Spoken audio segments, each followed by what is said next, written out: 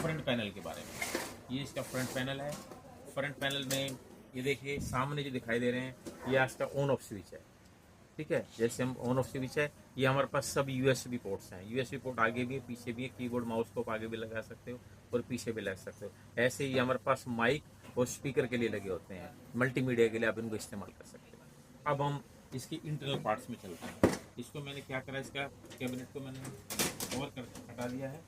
हटाने के बाद में मैंने इसको एक तरफ रख दिया, निकाल के रख दिया। तो अंदर जो मुझे दिखाई दिया, ये क्या दिखाई दिया, सबसे पहले मैं बताना चाहूँगा। सबसे पहले मैं आपको बात करता हूँ, ये ऊपर सबसे पहले SMPS है। क्या है? SMPS।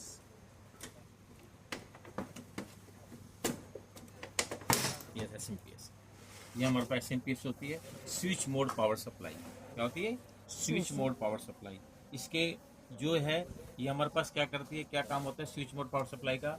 ये हमारे पास 230 वोल्ट सीधी सप्लाई लेती है AC, और पहले उसको DC में कन्वर्ट करती है, AC टू DC, और वो कन्वर्ट करती है positive 5 volt, negative 5 volt, 12 positive 12 volt और नेगेटिव 12 वोल्ट, जो कि हमारे पास internal parts of the hardware like that motherboard, हमारे पास ये CD ड्राइव है इसके अंदर, और हार्ड डिस्क के अंदर, और internal parts of the system इसके अंदर ये यूज होती है। ये हमारे पास SMPS है। SMPS के कनेक्शन आप देख लीजिए कैसे होते हैं और क्या क्या होता है, वो मैं एक करके बताऊंगा। ये हमारे पास SATA केबल्स होती है। कौन सी केबल होती है? SATA केबल होती है। ये कनेक्ट करती है हमारे पास मदरबोर्ड से। ये हार्ड डिस्क हो, ये हमारे पास DVD ड्राइव है, ये हमारे पास DVD ड्राइव है, DVD ड्राइव है, इसको कनेक्शन देने का काम आती है। ये हमारे पास हार्ड डिस्क है, हार्ड डिस्क का कनेक्शन सीधा जाएगा। ठीक है, हार्ड डिस्क है ये, इसके अंदर दूसरा ये हमारी रैम लगी हुई है, रैम के स्लॉट्स हैं, इसको मैं निकाल के दिखा देता हूँ आपको। ये हमारे पास रैम है, इसको सिम भी बोलते हैं हम। ये हमारे पास रैम है। इसको कनेक्ट कर डिस्कनेक्ट करने का तरीका ये था, मैं फिर भी एक बार इसको कनेक्ट करके दिखा देता हूँ। किसी भी पोर्ट में लगा सकते हो आप, इसको करिए, इसे करिए और इसको प्रेस कर दीजिए टाइटली, तो ये दोनों जो क्लिप हैं ये बंद हो जाएंगी। अब ये डिस्कनेक्ट नहीं होगा, लेकिन इसको डिस्कनेक्ट करने के लिए आप क्लिप को राइट वाले राइट की तरफ को, लेफ्ट वाले लेफ्ट की तरफ क्लिक करेंगे, ऊपर आ जाएगा, ऑटोमेटिक निकल जाएगा। इसे आप साफ कर सकते हैं। ठीक है, किसी आप साफ कर सकते हैं वापस लगाने के लिए, इसको कनेक्ट करने के लिए। आप इसको, अगर आपको रैम बढ़ानी है या आपकी रैम ख़राब हो गई है, आप इसको चेंज कर सकते हैं और इसको टाइट ले सकते हैं। ठीक है, ये हमारे पास हार्ड डिस्क है। अब हम बात करेंगे, ठीक है, CPU के बारे में, और क्या क्या है इसके अंदर जो है पार्ट्स, वो मैं बताता हूँ। ये सबसे पहले ऊपर इसमें हीट सिंक लगी हुई है। क्या लगा हुआ? हीट सिंक लगी हुई है। ये हीट सिंक के नीचे आपको CPU मिलेगा। ये देखिए, मैं खोल के आपको दिखा देता हूँ। ये मैं आपको खोल के दिखा देता हूँ।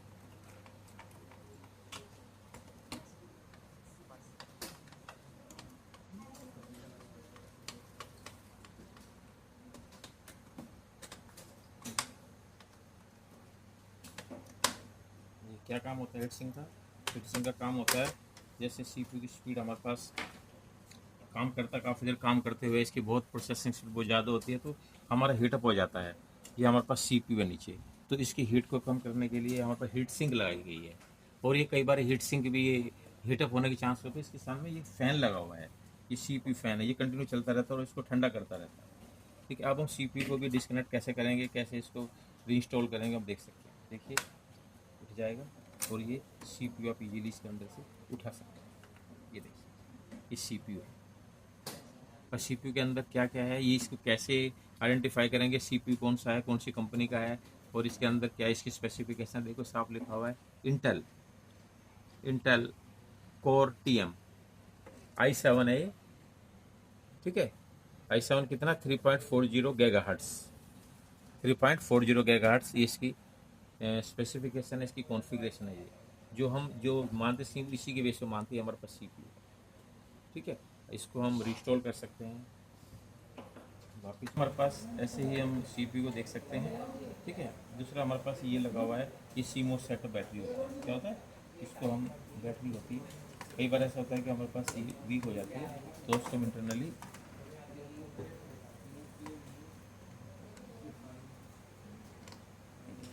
निकल जाती है। इसका CMOS बैटरी का क्या काम होता है, ये जो हमारे पास डेट टाइम होता है, कई बार रीसेट हो जाता है, बैटरी वीक हो जाती है, तो इस वजह से ऐसा होता है। और इसका दूसरा काम और भी है, जिसमें सेटअप होता है इंटरनली, उन सबको सेट करता है, इसको इजीली चेंज भी कर सकते हैं मार्केट से।